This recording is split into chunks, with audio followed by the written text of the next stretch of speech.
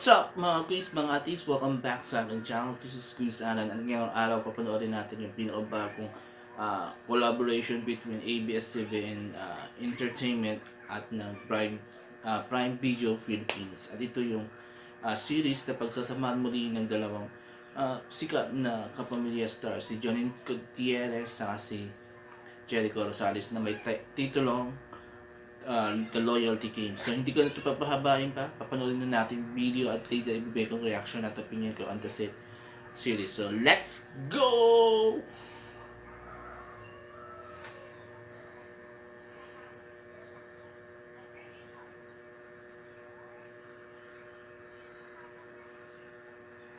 You are the love of my life. And I love this life that we have. Gagawin ko ang lahat para proteksyonan ito at ikaw. Happy anniversary.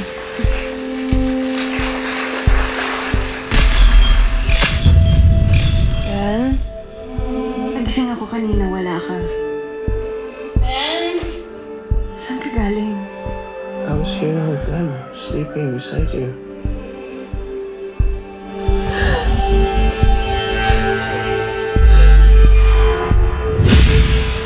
Okay, so basically, you're gonna pay someone from the internet to flirt with Ben.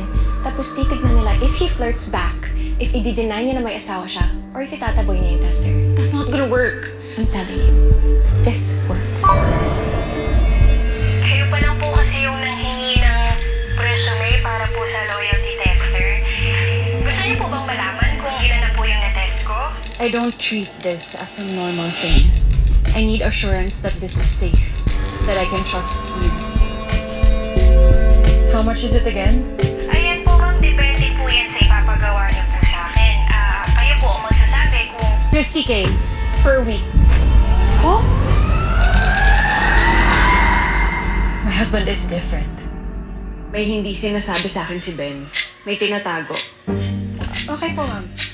Tik-tik, man-man, matsyag sa mga cheaters. Diyan dapat tayo magaling. I want you to be honest with me. Mapagkakatiwalaan kita, di ba? At sana, safe yan. Hindi ka mapahamak dyan.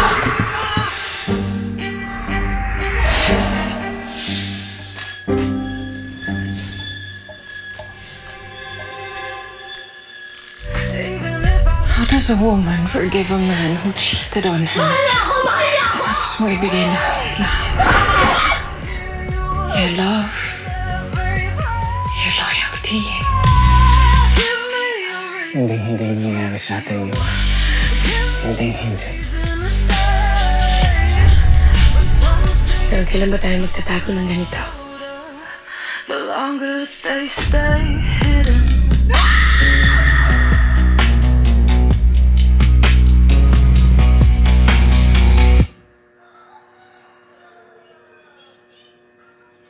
Okay, tayo ko napanood natin yung full trailer ng The Loyalty Game. Bagong collaboration between ABS-CBN Entertainment at Prime Video Philippines. So, ang bida rito yung sina Janine Gutierrez at si Jericho Rosales. So, nagsama na sila in the past series. I forgot the title. 2025 series yun. And now, they're back with a new series na may title na The Loyalty Game. It looks great, maganda yung storyline, yung concept maganda rin. Interesting, honestly interesting to. Because hindi lang nagfo-focus sa cheating but also magfo-focus dun sa yung game nga na ginawa ni Janine to test his husband's loyalty to her. Diba? So, maganda. So, very interesting. So, talagang may pagka-suspense thriller na naman to. Series na to. So, I'm happy that medyo lumalayo na yung ABS-CBN sa mga action drama. Because for 2 years na 2 years, tama ba ako? Almost 2 years nakafocus sila sa pag-produce ng mga action drama series, diba? Na ngayon, ginagawa naman ng GMA, diba? So, parang patapos na yung era ng action drama sa Samantalang sa GMA, pasimula pa lang sila sa pagpuproduce mga action drama series. Okay, now balik tayo to sa series. Ang ganda, cinematography, ang ganda, para siyang movie. Maganda rin mga shots ng series, para siyang sa sine rin. Acting wise, ang magaling na actress sina Janine sa si Jericho, at then yung gumaganap na tester lady. So I don't know the name, hindi ako familiar sa kanya. And the rest. So actually tatlo lang naman sila doon matas na nakita sa series. So yun, maganda. So exciting na panoorin tong series na to because of the new concept and storyline. And bibihira tayo makakita ng ganito sa ABS na may bagong concept, diba? Bagong storyline. And I hope mag-succeed tong series na to at panoorin na maraming tao kasi nga yung because of what I have said earlier, concept, storyline, and the acting, diba?